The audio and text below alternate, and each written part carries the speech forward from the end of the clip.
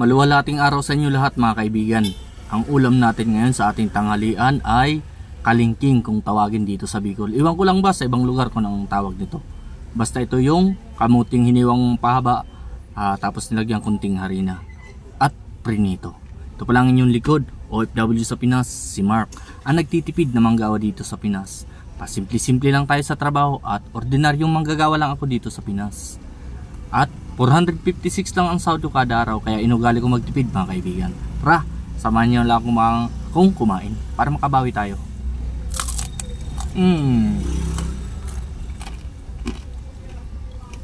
Bawi na lang tayo sa kain mga kaibigan.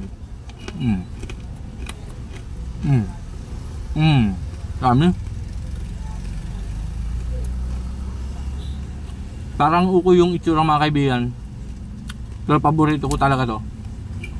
Hindi lang pang merienda, pang ulam pa din. 10 pesos lang yung isa. Dalawang piraso, di 20 pesos. Tipid na tipid.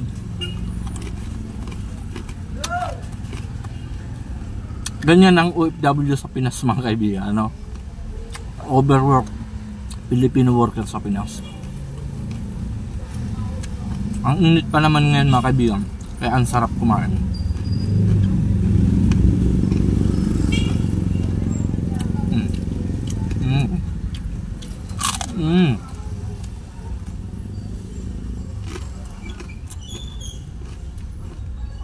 Very crispy. Ang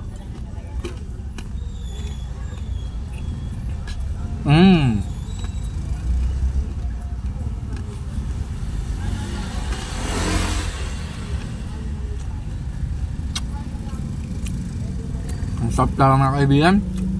Ang sarap ng kamote. Saka maganda sa katawan yung kamote mga kaibigan. Ang palakas din ng resistensya.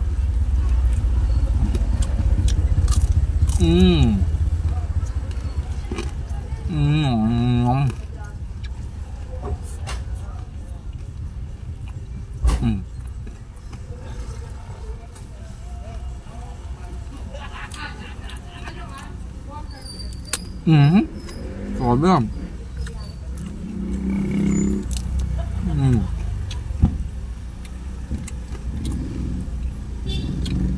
Super crispy niya mga kaibigan.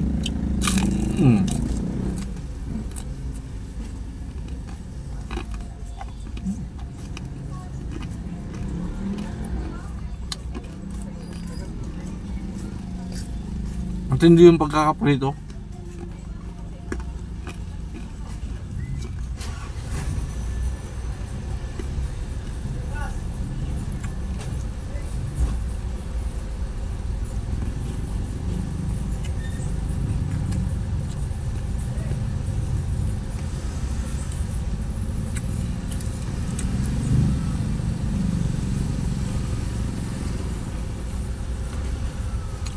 Grabe, isa pa lang mga kaibigan, mukhang solved na tayo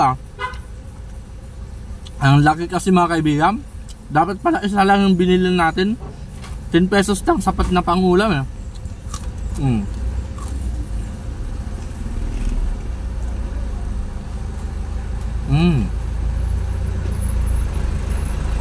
Sarap.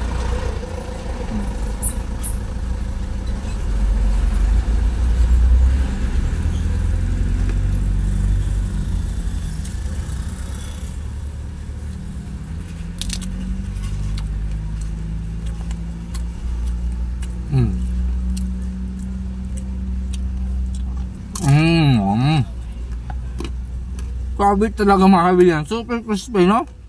Parang ano yung banana chips.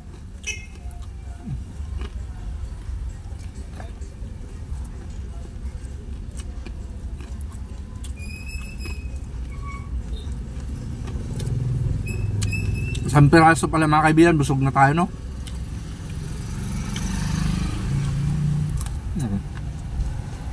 Baka itabi ko na itong isa mga kaibigan So kaya, kanina kasing umaga, marami na akong inalusal ng mga kaibigan. Tapos ito pa, isang piraso pa lang nito, solid na pala, no? Shoutout para sa mga taga-Guwa, Camarines Sur mga kaibigan. Nandito kami nagrura, no?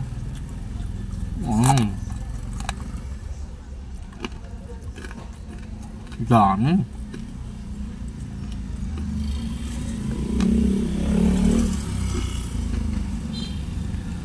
Gabas?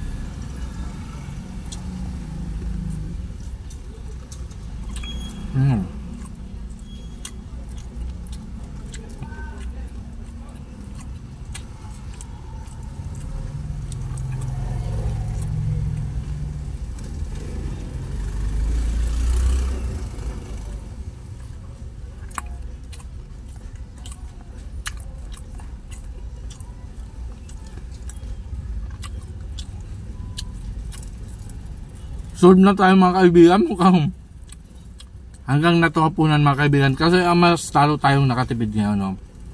At sa muli, ito ang inyong lingkod, OFW sa Pinas, si Mark. At lagi ako nagpapaalala, lagi lang tayo magtitipid dito sa Pinas para hindi tayo nababaon sa utang. At ang inyong lingkod ay isang uragon. Basta uragon, malupiton. Hanggang sa muli, that's all. Mabuhay!